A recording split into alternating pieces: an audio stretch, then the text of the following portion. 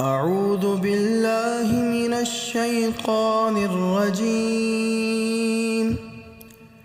بسم الله الرحمن الرحيم.